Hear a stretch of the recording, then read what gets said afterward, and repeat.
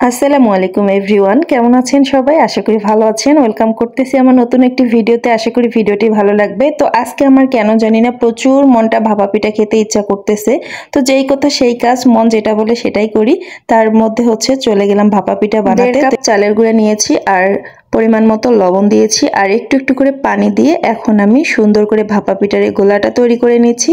তো দেখতে পাচ্ছেন কিভাবে করতেছি। আমি কিন্তু শুকনো চালের গুঁড়া দিয়ে করতেছি আর একটু একটু করে পানি মিশাতে হবে আর এটাকে হচ্ছে ভালোভাবে ময়ান করে নিতে হবে। তো আমি আজকে যে ভাপা পিঠাটা বানাবো এটা কিন্তু চিনি দিয়ে বানাবো, ঠিক আছে? আমার বাসায় গুড় বলেন বা হচ্ছে নারিকেল বলেন কোনো কিছুই ছিল না। আপনাদের ভাইয়া অফিসে ছিল, সেও সময় পায়নি নিয়ে আসার জন্য। আর এদিকে আমার ভাপা পিঠার জন্য হচ্ছে একদম আটাটা রেডি হয়ে গিয়েছে। আমি এগুলোকে একটা চালনির সাহায্যে ভালো করে চেলে নিচ্ছি। দেখতে পাচ্ছেন কিভাবে চেপে চেপে হচ্ছে চেলে নিচ্ছি। তো সম্পূর্ণ আটাটাই আমার চেলে নেওয়া হয়ে গিয়েছে। তো এই পর্যায়ে আমি হাফ কাপ হচ্ছে চিনি অ্যাড করে দিলাম। এটা দেখে আবার কিছু মানুষ এসে বলবে চিনি দিয়ে আবার ভাপা পিঠা কেউ খায় নাকি? হ্যাঁ খায়, আমি খাই, আমার ভালো লাগে, আমি খাই।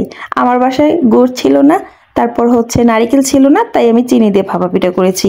আর এদিকে দেখছেন বাটিতে সুন্দর করে হচ্ছে ভাপা পিঠার জন্য দিয়ে দিলাম আটা। দেওয়ার পরে হচ্ছে একটা ভেজা ন্যাকড়া দিয়ে, একদম পাতলা একটা গেঞ্জির ন্যাকড়া দিয়ে হচ্ছে আমি এটাকে ঢেকে একদম হচ্ছে পানির উপরে বসিয়ে দিলাম ভাপে। তো এখানে আমি সেই জালিটাই আবার দিয়েছি, রাইস কুকারে পানি দিয়ে তারপর জালিটার মধ্যে হচ্ছে দিয়ে দিলাম, দিয়ে এখন ঢাকনা দিয়ে ঢেকে দিচ্ছি। তো এখন আমি ওয়েট করব আমার ভাপা পিঠাটা হওয়া পর্যন্ত।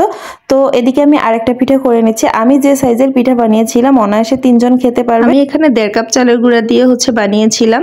তো আমার বাটিটা যেহেতু একটু বড় সাইজের ছিল আর দেখতে পাচ্ছেন আমার একটা পিঠা হয়ে গিয়েছে। আমি খুব সাবধানে হচ্ছে পিঠাটা নামিয়ে নিলাম, প্রচন্ড গরম ছিল। আর জামাই কিন্তু জানে না যে আমি আজকে ভাপা পিঠা বানিয়েছি। জামাই নতুন একটা গেঞ্জি ছিঁড়ে পিঠাগুলো বানিয়ে নিচ্ছি। তো এখানে হচ্ছে একটা পিঠা নামিয়ে নেওয়ার পরে আরেকটা পিঠা দিয়ে দিলাম। এখন আমি বাটিটাকে তুলে নিচ্ছি একটা চাকুর সাহায্যে।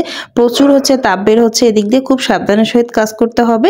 তো আপনাদের যদি ভাপা পিঠা বানানোর পাতিল থাকে সেক্ষেত্রে আপনার ভাপা পিঠা বানানোর পাতিলের মধ্যেই করে নেবেন।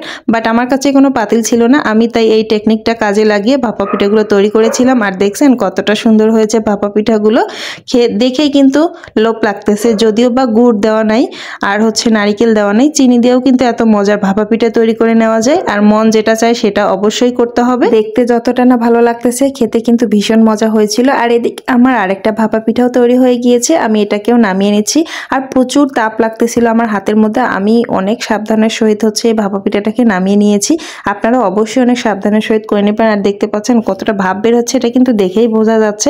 তো আমি এই পিঠাটাকেও নামিয়ে নিলাম। আমি আর আমার ছেলে মাশাআল্লাহ অনেক মজা করে খেয়েছি। আমার হাজবেন্ড তো বাসায় ছিল না, সে অফিসে ছিল। তো যদিও বা তাকে আমি বললাম যে তুমি কি ভাপা পিঠা খাবা নাকি, সে বললো যে না আমি খাবো না, এজন্য আমি দুইটাই বানিয়েছিলাম। ভিডিওটি কেমন লেগেছে অবশ্যই কমেন্ট করে জানাতে ভুলবেন না। আজকে এই পর্যন্ত, আল্লাহ হাফেজ।